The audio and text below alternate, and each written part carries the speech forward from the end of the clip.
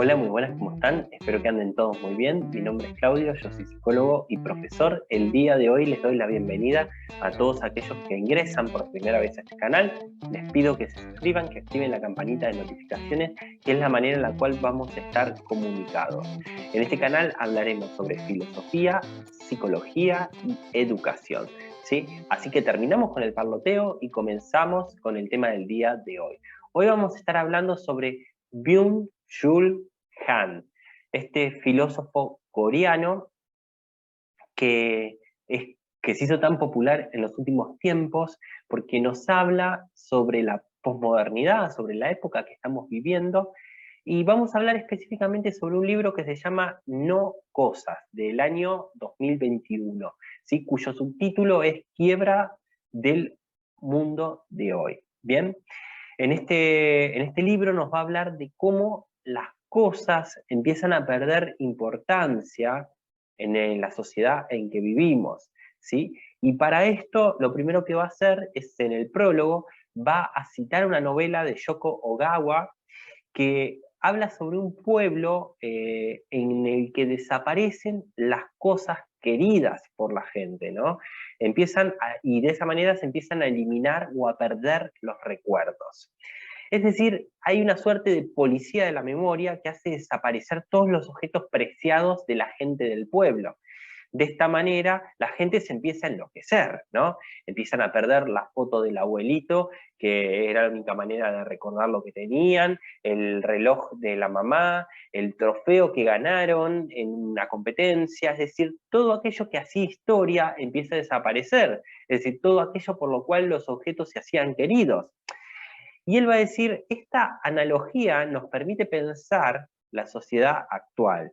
No porque las cosas estén desapareciendo, las cosas están alrededor, pero en vez de una policía de la memoria que funciona por coerción, es decir, por la violencia, para hacer desaparecer las cosas, lo que está pasando es que la comunicación y la informática funciona de manera similar, ¿no? Ya no por violencia, como decíamos recién, ¿no? Como esta policía de los recuerdos, sino que la información se hace pasar por libertad, ¿no? La informática se hace pasar por libertad, parece que podemos elegir todo.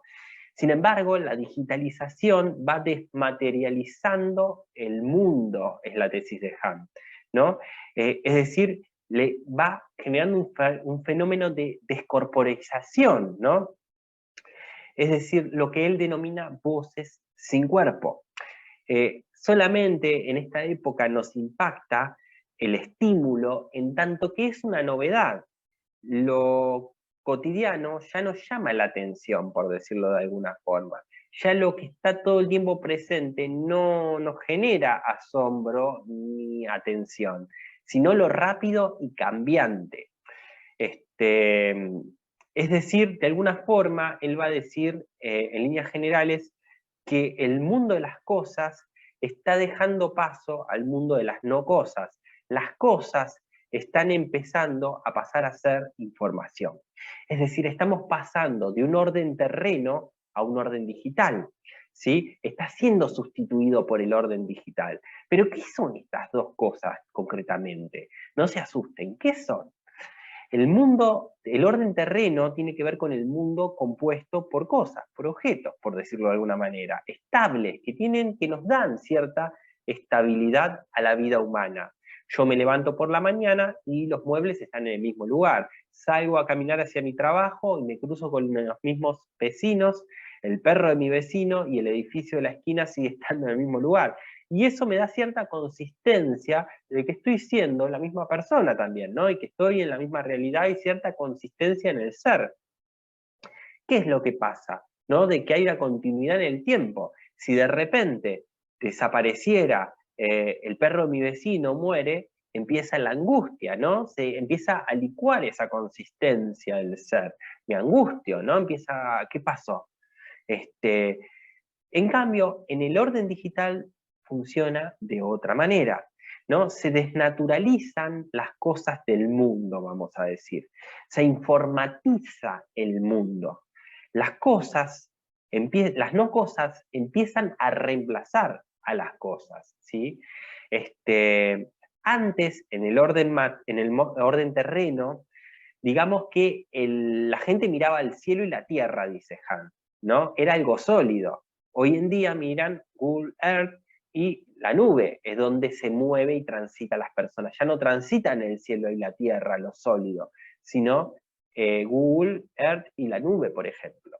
Es decir, pasamos de lo sólido a lo intangible. Y esto es algo que algunos que siguen el canal ya lo conocen, ¿no? Ya lo vieron por Zygmunt Bauman, cuando hablábamos de lo sólido, lo líquido.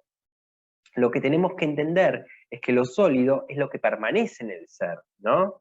En cambio, lo intangible es cambiante, contingente, todo el tiempo. Vale en tanto su valor de novedad, por decirlo de alguna manera. Todo el tiempo va cambiando. Digamos que las personas pasan de amar a sus objetos queridos, como decíamos antes, la foto de un abuelo, el reloj que tuve toda la vida, el sillón donde me tiraba a descansar, donde me tiro siempre, y es mi sillón porque tiene la forma de mi cuerpo ya. Es decir, de un fetichismo pasamos a un datas sexuales, ¿no? Decirlo de alguna manera, un amor a los datos. Y pasamos del hardware a la preponderancia del software. Esto que parece tan superfluo, no es superfluo. Miren, vamos a pensar algo. Piensen ustedes de repente los viejos tocadiscos, ¿no? Que eran de madera. Madera, un mueble gigante, los antiguos tocadiscos, y tenían con madera lustrada, barnizada, perillas de acero. Todo era una cosa principalmente, una cosa, y la función que cumplía era simplemente reproducir en un disco de pasta 6 temas nada más, porque un LP no traía mucho más que eso. Es decir, todo ese armatoste gigante, deslumbrante que ocupaba, tenía presencia en una casa solamente para una pequeña función. Es decir, el hardware tenía preponderancia por encima del software, por decirlo de alguna manera, ¿no? Lo tangible por encima de lo intangible. Hoy en día es completamente al revés. Un aparatito blanco, un pedazo que parece casi una cartulina blanca, que es un iPhone, con una manzanita, casi pasa desapercibido, es intransigente. Sin embargo, tiene multiplicidad de posibilidades en su software. Es infinito casi lo que puede hacer. Solamente importa el software, el hardware, perdón, lo sólido, en tanto soporte del software. El mundo de las cosas todavía está teniendo una relativa importancia en tanto soporte al software. Pero ya no nos encariñamos con el hardware, ya no nos encariñamos con la cosa física. Y prueba de ello es que cuando deja de cumplir su función, automáticamente lo cambiamos y lo tiramos a la basura y podemos recuperar todos los datos en otro nuevo teléfono, nuevo smartphone, que va a tener, vamos a tener el mismo grado de apego que el anterior, casi nulo, ¿sí?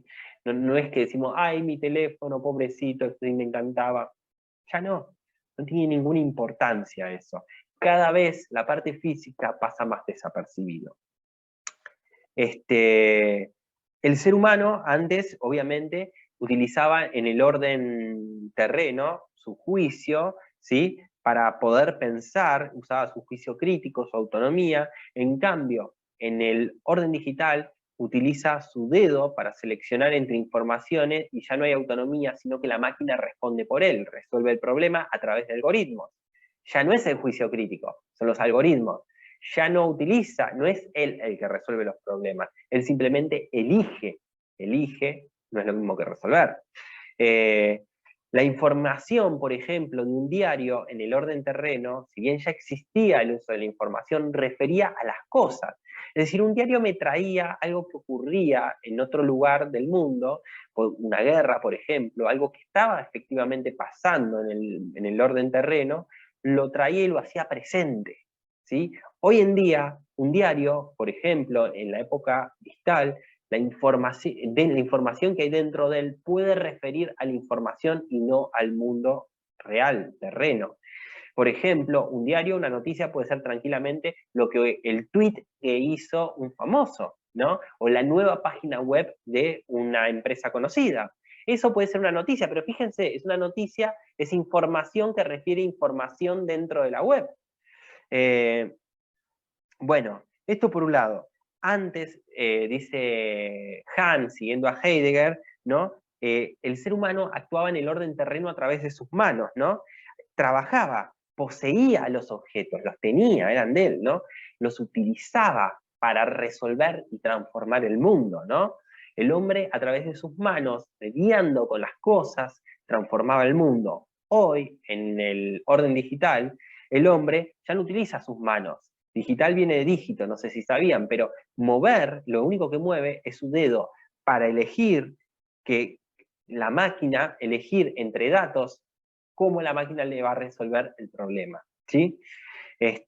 Claramente la libertad actual no es una libertad de autonomía, sino una libertad de consumo, como dije recién, de poder elegir. En el capítulo 2, Hahn cita a Erich Fromm, este psicoanalista sociólogo, porque Fromm hacía una distinción entre el ser y el tener, ¿no? Él se preguntaba y criticaba fuertemente a la sociedad consumista. Entonces, lo que decía Fromm es un poco que las personas se olvidaban del ser y estaban muy centradas en el tener, ¿no? En diversas formas, ¿no? Tener una relación, tener objetos. Había una suerte de posesión, ¿no? De querer acumular, era la lógica de aquella época de los años 60, por ejemplo. Hoy en día la gente ya no quiere tener nada. La gente no le interesan las cosas, acumular, acaparar. A las personas no les interesa. No les interesa el valor de uso ni siquiera de las cosas. Les interesan en tanto le generen experiencias nuevas. No quieren consumir objetos, quieren consumir experiencias, ¿no?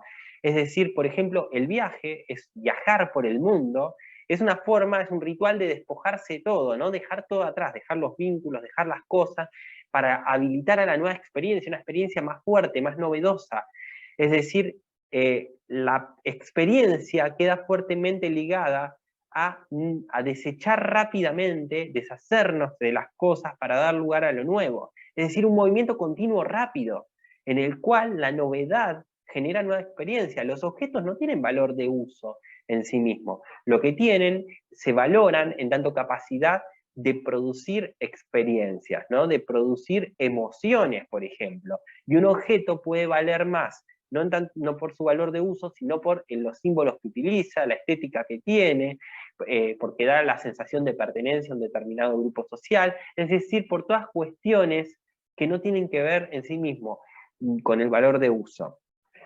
La identidad hoy en día se ve fuertemente fragilizada por estas razones. ¿Por qué? Porque las personas ya no quieren ser, no quieren tener un lugar de pertenencia, decir soy argentino, amo a mi nación, ¿no? Esta es mi tierra, no un lugar donde se identifican. No, quieren justamente abandonar todo eso para poder consumir experiencias, pero conforme abandonan todo eso, van perdiendo y se va fragilizando la identidad, se va licuando, por decirlo de alguna manera. Walter Benjamin decía que la posesión, el querer poseer algo, una cosa, era la relación más profunda que podíamos tener con las cosas, ¿bien? Y hay algunas distinciones que nos va haciendo Hahn. Hahn dice, por ejemplo, no es lo mismo tener un libro que un libro electrónico. Un libro tiene una historia, es un objeto que tiene historia, ¿no? El libro se empieza a romper, se marcan, se rompen las hojas. El libro, desde el momento en que sale de la imprenta, se empieza a degradar, a arruinar. Un libro es un ejemplar, ¿no? Es único, tiene características propias que lo hacen único, por decir de alguna forma. Y otro libro puede tener el mismo contenido, pero en tanto libro material, eso son dos distintos, ¿no? En cambio, el libro electrónico siempre está impoluto, ¿no? Es un acceso a la información, pero no lo puedo tener en mis manos, ¿no? No está sujeto al paso del tiempo, no se desgasta, no se pone amarillo, no se rompen las hojas. No hay un acto de intimidad respecto de ese libro, es mi libro y lo leo yo, ¿no? Muchas personas pueden acceder al mismo archivo desde distintas computadoras. Entonces, ahí la cosa está sujeta al tiempo. El libro es un libro, está sujeto al tiempo, ¿sí? Y por eso se va arruinando y tiene una cronología, una narrativa, una historia ese libro. Este es el libro que me regaló tal persona, por ejemplo, podría decir, ¿no? Por eso Heidegger en Ser y Tiempo dice ser y tiempo. El tiempo, ¿no? El tiempo va de la mano con el ser, por decirlo de alguna forma, ¿no? No se es fuera del tiempo. Entonces, vamos a pensar lo siguiente. Incluso dentro de esta época, por ejemplo, en el capitalismo de la información, la cultura puede volverse también una mercancía, ¿no? Otra de las comparaciones que Han hace es con el smartphone y el teléfono, ¿no? El teléfono, por más que uno a veces piense que es lo mismo, tiene algunas características distintas. El teléfono era un aparato negro, pesado, que hacía ruido, no nos asustaba, esos viejos teléfonos, los primeros, y que se usaban para comunicar cosas importantes, ¿no? Una emergencia, por ejemplo, o alguien que realmente tenía ganas de escucharnos, ¿no? En levantar el teléfono para escuchar la voz del otro. En cambio, en el smartphone es todo lo contrario, es blanco, liviano, ¿no? Es amistoso porque es complaciente, se presenta como amigable, nos pone tonos, sonidos agradables, colores dentro de su pantalla y sirve solamente para comunicar banalidades, ¿no? Todo el tiempo, che, ¿qué haces? ¿Cómo estás? ¿Qué onda? ¿No? Me gusta, todas banalidades. Pero el punto es que justamente una de las cosas que tenemos que tener en cuenta es que se descorporiza al otro, ya no escucho la voz del otro, ¿no? Ya no le comunico lo importante, ya no está la mirada del otro, es simplemente se utiliza para mandar mensajes, ¿sí? Es decir, hay algo del vínculo que se empieza a romper, estamos conectados, pero no estamos vinculados, ¿sí? Y esto es sumamente importante tener en cuenta. Hay algo de la presencia de lo físico que en el teléfono a través de la voz estaba, que en el smartphone empieza a desaparecer. Simplemente nos queda un mensaje de texto.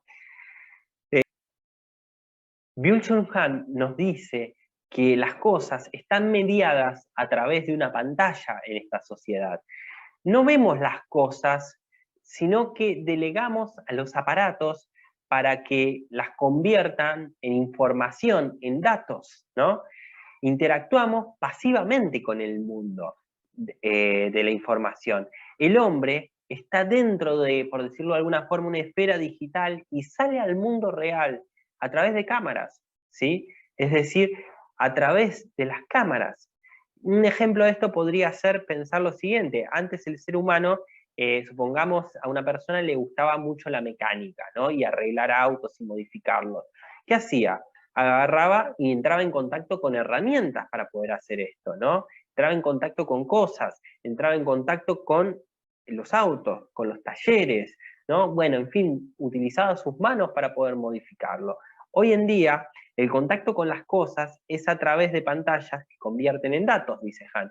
La persona posmoderna, por decirlo de alguna forma, el que tiene pasión por la mecánica, puede satisfacer tranquilamente esa pasión sentándose frente a una computadora y viendo un blog de mecánica. Ya no veo las herramientas, el auto y el taller. Lo que estoy viendo es una pantalla, ¿sí? Me vinculo con las cosas mediado a través de pantallas y a través de datos. La información y los datos van cubriendo, recubriendo y ocultando a los objetos del mundo, básicamente. Empiezan a tomar más protagonismo y cada vez se borra más los objetos del mundo. Si lo pensamos, tiene coherencia, porque desde ese mismo blog, ¿qué ocurre? Miran muchas personas esa misma información. Por lo tanto, una cosa a través de una pantalla refiere a un montón de personas. Antiguamente era exactamente al revés. Muchas personas con muchos intereses iban a intentar poseer muchos objetos y cosas del mundo. Muchas herramientas se iban a comprar, muchos autos, muchos talleres, ¿no? Para cada uno. Entonces, de esa manera, el mundo de las cosas también empieza a desaparecer el mundo de las cosas físicas. Por otro lado, el smartphone vigila al usuario. El usuario le confía, o le confiesa, mejor dicho, su intimidad al aparato digital, ¿no? El smartphone domina porque de alguna manera nos conoce y nos complace. Funciona algo así como el reforzamiento positivo que Skinner denominaba en el condicionamiento operante. No lo dice Byung-Chul Han, pero se los comento yo esto como psicólogo. El smartphone no es represivo, complace a la persona, ¿no? Va complaciendo y la persona cada vez se va metiendo más en el smartphone. Bueno, y prueba de ello, por ejemplo, para explicar esto, Han va a plantear el objeto transicional de Winnicott. Para aquellos que no lo conocen, Winnicott es un psicoanalista y habla que del pasaje de la fantasía a la realidad está mediado por el juego, pero a través de un objeto que le es importante para el nene, los niños, ¿no? El niño pasa de fantasear a la realidad. ¿Cómo lo hace? A través de un objeto transicional con el cual juega. Es un muñeco, puede ser un trapo, puede ser una mascota, no importa, pero es algo que está apegado. El niño se apega a ello y le permite interactuar para salir luego al mundo del real. El smartphone, por ejemplo, dice Han, no se comporta de esa manera, no es un objeto transicional, no es algo que nos ayuda a salir al mundo. Todo lo contrario, nos encierra en una suerte de solipsismo, nos saca la realidad de la realidad este objeto. No es que nos sirve de puente, es un objeto, él le dice objeto narcisista, porque no sirve para acercarnos al otro, a las cosas, ¿no? Sino que nos acerca a nosotros mismos. El smartphone, a través de sus algoritmos, nos conoce y nos muestra lo que sabe que nosotros queremos ver, ¿sí? Es decir, al fin y al cabo, no vemos más allá de lo que somos, ¿sí? Nos conoce y nos muestra lo que nosotros queremos ver. Entonces, lo que vemos es, en realidad, no vamos a ver mucho más allá de lo que somos nosotros y de nuestras preferencias. Es decir, por esa razón también nos sentimos solos, porque no conocemos una alteridad, no conocemos un otro distinto. No es que vemos a otra persona que tiene realidades y cosas distintas y eso se nos presenta imponiéndosenos a nosotros. Todo lo contrario, lo que nos muestra es lo que cree que nosotros queremos ver. Lo sabe bastante bien porque nosotros constantemente le estamos dando información. Y por otro lado, al otro se lo convierte en un ello, en vez de un tú, dice. Esto lo está tomando de Martin Buber, sin decirlo. Pero, ¿a qué se refiere esto? Un tú hace referencia a una relación de alteridad con el otro, donde la diferencia del otro, yo la recibo, lo escucho, no me dispongo a escucharlo, no trato de cambiarlo, etc. Un ello es tomar al otro como cosa. Si les interesa, les dejo acá el enlace para que puedan ver el video de Martin Buber, que ya le hemos dedicado también un video. En última instancia, no experimento, lo que experimento es el mundo tal cual yo soy, ¿no? Tal cual es, ¿no? Como un otro, que se me presenta dentro de la experiencia. Han, en el capítulo 4, va a hablar de las selfies, ¿no? Y nos va a decir la diferencia entre la foto analógica y una foto digital. Y claramente, como va a hablar de fotografía, va a referir a Roland Barthes, que escribe un libro que se llama Cámara Lúcida y habla sobre estos temas. Y va a decir que la fotografía analógica pertenece al mundo de las cosas, ¿no? Porque convierte a los objetos, convierte en objetos, ¿no? Una foto toma a una persona, una situación, y la convierte en algo tangible, ¿no? En el papel, nitrato de plata, bueno, todas esas cuestiones de revelado, pero lo convierte en algo, ¿no? Y en algo que tiene cualidades que están sujetas a las mismas cualidades de los seres, como hablábamos antes cuando dijimos el ser y el tiempo. Está sujeto a perecer, está sujeto a una historia. Esa foto va a tener una historia y desde el momento en que se saca y está impresa en papel, empieza a degradarse y envejecer, igual que todos los seres en el mundo, ¿no? Es decir, esa foto también tiene una narrativa, porque es la foto. Por ejemplo, si saco una foto de mis vacaciones, es la foto de mis vacaciones, cuenta una historia, ¿sí? Tiene una narrativa en el contenido y también tiene una narrativa en tanto objeto. Esa foto, por ejemplo, se mancha y tiene una historia que le pasó a ese objeto. Esta foto se manchó porque pasó esto, esto y esto. Es decir, adquiere ciertas cualidades propias del mundo de las cosas, que en la fotografía analógica. En la fotografía digital pasa otra cosa que es propia de las no cosas. Es decir, toma la imagen y no la convierte en un objeto, la convierte en datos ya de entrada, ¿sí? Elimina al objeto de alguna manera. No tiene una temporalidad, no envejecen las fotos digitales, están siempre impolutas, ¿no? No les pasa nada, no se manchan, no se dañan. no hay fotos viejas ni gastadas, ¿no? Borra lo que hay de historia en ella. La diferencia es que las fotos, por ejemplo, permiten, según Walter Benjamin, por ejemplo, servían de culto, ¿no? Para recordar a los muertos, por ejemplo, ¿no? Contaban una historia, recordaban a alguien. Las fotos de mis vacaciones tienen una historia detrás, ¿no? Quiero retratar un momento dentro de mi vida. Las selfies, en cambio, son rostros, solamente rostros, no hay una historia que contar ahí, son instantáneas, ¿sí?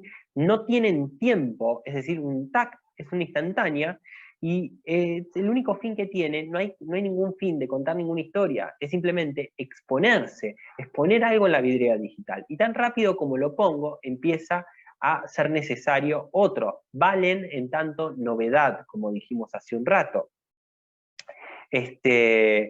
Las fotos analógicas, por ejemplo, se guardaban, eran algo de la intimidad, ¿no? Eran eventos o álbumes privados, ¿sí? Las personas los guardaban en álbumes, se los mostraban las personas más cercanas y queridas, cuando venían, les mostraban los álbumes, las conservaban guardadas en libros, ¿no? Era algo para ver uno. En cambio, las selfies es para exponer, para mostrarle a los otros, ¿no? Es para ponerlo en la pantalla digital de las redes sociales, por ejemplo, de Facebook, ¿no? De Instagram. Es decir, cumple la función de exponer. Si lo piensan un poco, sale también, pueden verificarlo en la propia experiencia. Hay cosas como la fotografía digital, ¿no? La selfie, cumple una función, es tan claro que cumple una función de exposición y perece tan rápido, ¿no? Porque pierde su valor de novedad de una manera extremadamente vertiginosa, y está tan recortada del mundo, pierde tanto la historia, y no hay ninguna historia que contar ahí, absolutamente nada, que solamente tiene sentido en ese contexto digital, es decir, en las redes sociales. Pero fíjense qué extraño, ¿no? Si sacamos una selfie, la enmarcamos y la pusiéramos en el living de nuestra casa, sería completamente incoherente. Yo creo que nadie haría eso, de poner una selfie en el living de la casa. ¿Por qué no hacemos eso? ¿No? ¿Por qué ocurre eso? Porque solamente tiene sentido en el mundo digital, no en el mundo de las cosas. Es decir, se comportan de manera diferente. Otra de las cosas que nos menciona Han en el capítulo 5 es el tema de la inteligencia artificial, y él va a oponer el pensamiento como algo analógico frente a la inteligencia artificial, ¿no? Y va a decir que en el pensamiento se ve afectado por lo afectivo, ¿no? Por una base anímica, ¿no? Por una base pasional, si se quiere. Y va a tomar a Heidegger y va a decir que primero somos anímicamente en el mundo y luego conceptualmente, ¿no? Y él toma algunos ejemplos, por ejemplo, Descartes, que cuando plantea el tema de la duda metódica y empieza a desconfiar de todo, previamente hay una duda, ¿no? Que le sirve de base a su filosofía, ¿no? Un estado anímico previo. Y el pensamiento luego nos permite crear un mundo nuevo. En cambio, en la inteligencia artificial no tiene un mundo nuevo, es su propio mundo, por un lado, y no se ve afectado por ningún estado anímico, ¿no? Son solamente cálculos. Los cálculos no se ven afectados por estados anímicos. En el capítulo 6, vista de las cosas, va a decir las cosas vistas como obstáculos. Por un lado, en el mundo de las cosas, son vistas como obstáculos. ¿Por qué? Porque son cosas a arreglar, las cosas del mundo material son cosas a arreglar, a reparar, ¿no? Que se complican, que hay que cuidarlas, por eso son vistas como obstáculos. Y él grafica muy claramente esto como estas películas de Mickey, donde las cosas cobraban vida y empezaban a perseguirlo, al protagonista, constantemente, y a veces incluso tenían más protagonismo que el protagonista, ¿no? Bueno, de alguna manera las cosas en el mundo material se comportan igual, requieren ser arregladas, reparadas, nos complican a veces, de vez en cuando. En cambio, en el mundo de las no cosas, el mundo digital, son vistas como soluciones, ¿no? Si funcionan para resolver problemas, y si no se tiran, no se complican, no complican esas cosas, ¿no? Nos solucionan los problemas y se tiran, ¿sí? Si no, se cambia eligiendo otra opción. no dañan, no lastiman, ¿no? Son superficies lisas, tersas, lisas, pulidas, no dañan, no lastiman, no se reparan, ¿sí? Simplemente o no solucionan las cosas o se tiran y se cambian, ¿sí? Esa es la relación que tenemos un poco en el orden digital.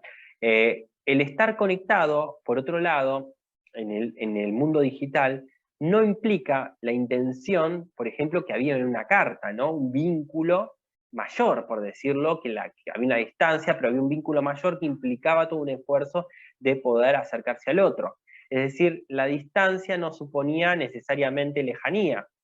Sin embargo, en el mundo de las redes, el estar conectado y que haya comunicación no garantiza que realmente se reduzca esa distancia, todo lo contrario, ¿no? Uno puede estar conectado con alguien que ni siquiera conoce y no tiene ningún afecto simplemente por hablar, y con la gente que conoce se la descorporiza, como decíamos antes, ¿no? Se le quita la parte de objeto que tiene, la voz, ¿no? El ver a los ojos al otro, el otro es un dato sin cuerpo, ¿bien?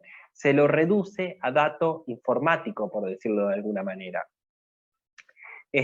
Autores como Roland Barthes hablaban, por ejemplo, en el caso de la fotografía, del punctum y el studium, ¿no? ¿Qué era el punctum y el studium? Ya le hemos dedicado y lo hemos explayado en otro video que es la salvación de lo bello. Pero vamos a resumirlo muy rápidamente. El studium dentro de una obra de arte, como puede ser una fotografía o una pintura, es lo monótono, ¿no? Es lo monótono, es lo que se muestra, lo que se ve, cómo están organizados los elementos, qué colores eligieron, en fin, la parte más aparente, si se quiere, ¿no? Lo que se muestra. Es decir, ¿qué podemos decir de eso? Y que es agradable, que está bueno, ¿no? Que me gusta. Podemos decir eso, ¿no? Simplemente. El puntum, en cambio, es lo que pincha, ¿no? Lo que sale de la obra y atraviesa al observador. Es decir, es lo que de alguna manera conmueve al sujeto, no lo mueve al sujeto, va más allá de la obra en sí. De alguna manera es lo que queda cuando vemos una obra y cerramos los ojos y vemos qué nos deja, ¿no? Eso que queda. A veces no tiene tanto que ver con lo que se muestra, sino con algo que no se muestra. Esto pasa mucho en las obras de arte en general, nos dice Hahn. Por ejemplo, en la poesía, ¿no? En general, Hahn nos va a decir que la obra de arte es exceso de significante, es decir, no se agota en un significado, no se asusten. ¿Qué significa significado significante? Esto viene de Ferdinand de Saussure. Significado, sí, perdón, el signo, ¿no? Lo que podríamos decir, no es lo mismo, pero para que lo entendamos todos, la palabra tiene dos partes. Una parte que es una imagen acústica, la parte morfológica, lo que escucho, ¿no? Las formas de las letras, etc. Y un significado a lo que eso refiere, ¿sí?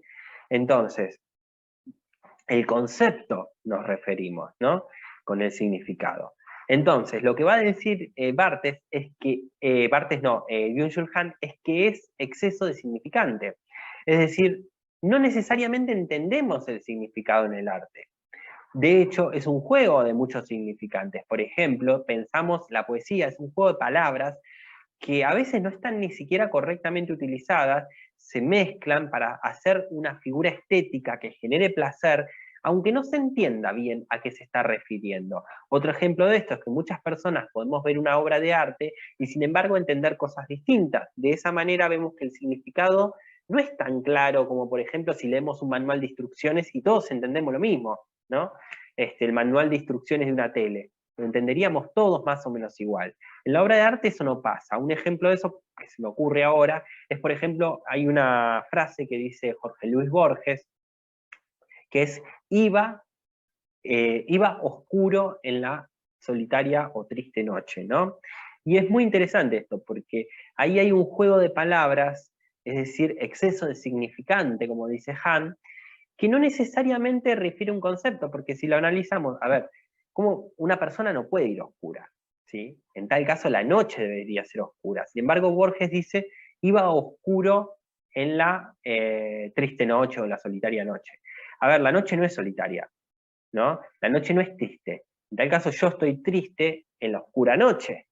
Lo inviertes, Borges. Lo inviertes ¿Para qué? Para jugar con los significantes le permite abrir una multiplicidad de sentidos. ¿Qué significa?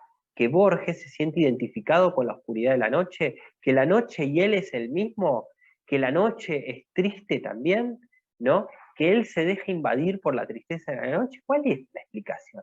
No culmina en un significado.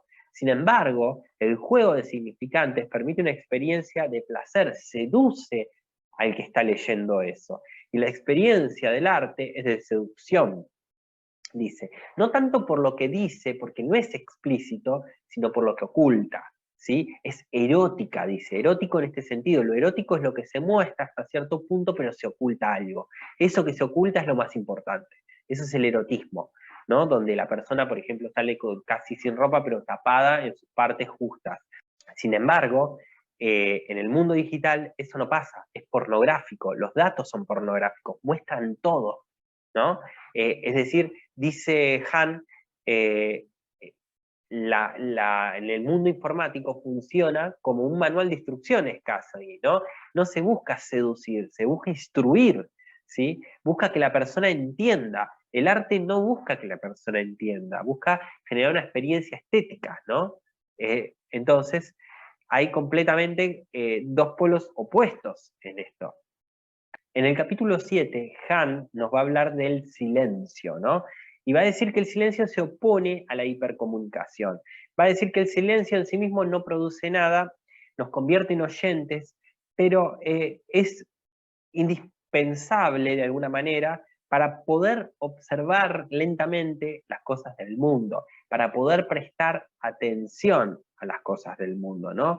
Y no esa mirada cambiante que todo el tiempo va pasando de una cosa a la otra, como decía Nietzsche, ¿no? Esa mirada que va picoteando de todo, ¿sí? Es decir, un foco atencional fragmentado, partido en pedazos, donde parece ser que más los estímulos nos van llevando para todos lados y realmente no hay un foco atencional ahí, no nos podemos detener a ver las cosas. Por eso dice que entonces, cuando nos detenemos a ver, aquello que queda es lo que permanece. Esto que parece difícil lo vamos a entender muy rápidamente con este ejemplo. Si yo, por ejemplo, voy a sacar una fotografía a una autopista donde pasan muchos autos y la voy a sacar a la noche, llevo mi cámara con el trípode, la apoyo ahí, tengo que sacar esa foto y las tengo que sacar en una velocidad extremadamente lenta. ¿Para qué? Para que se abra la persiana de la cámara, el obturador, y deje pasar mucha luz al sensor. Como es de noche, necesito que entre mucha luz. ¿Cuál es el tipo de foto que me va a dar como resultado? ¿Sí? Algo parecido a esto. Es decir, donde las luces de las cosas superficiales, las cosas espontáneas, quedan como luces y prácticamente desaparecen. Y sin embargo, las cosas que están en un mismo lugar y que no son cambiantes empiezan a aparecer con luz, empiezan a verse nítidas, ¿sí? Es decir, la autopista que está fija ahí saldría nítida, los edificios detrás saldrían nítidos, empiezan a aparecer, a hacerse visibles, y las cosas superficiales empiezan a ser simplemente un borroneo de fondo. Ahora, en la hipercomunicación pasa exactamente lo contrario, exactamente al revés. Es como si yo fuese a hacer esa misma foto, pero la hago en una velocidad rápida. ¿Qué pasaría? Esos objetos luminosos que son los autos que pasan por la autopista saldrían congelados y nítidos por la velocidad de obturación los permite captar rápidamente, y todo lo que permanece, es decir, lo superficial aparecería como algo estático, ¿no? Como algo de relevancia en la foto, visible, y lo que permanece ahí, el puente, el edificio del fondo, etcétera, el cielo, ¿qué ocurriría? Aparecería todo oscuro porque no le di tiempo a que entre la luz suficiente. Entonces, ¿qué es lo que pasa? Como les dije recién, el silencio permite focalizar la atención y hacer visibles estas cosas que permanecen en el mundo, propias del mundo de las cosas. Estas cosas estos objetos, datos cambiantes del mundo digital, ¿sí? Solamente son posibles en una atención fragmentada que se deja llevar solamente por experiencias y por novedades. Genera lo que dice Han, un ruido. Por un lado genera una sensación mayor de soledad, ¿sí? Porque todo va cambiando todo el tiempo. La información nos llena de ruido constantemente. No se puede atender porque no se puede prestar atención. ¿Por qué? Porque obliga a la información al ojo a desplazarse de manera constante y a no detenerse en nada. En el mundo digital, en el mundo de la web, por ejemplo, no hay lugar para un silencio, para un espacio en blanco. De hecho, ustedes están viendo este video y seguramente acá está todo lleno de videos, abajo de comentarios, arriba la dirección de la página web, etc. No hay lugar para espacios en blanco, ¿bien?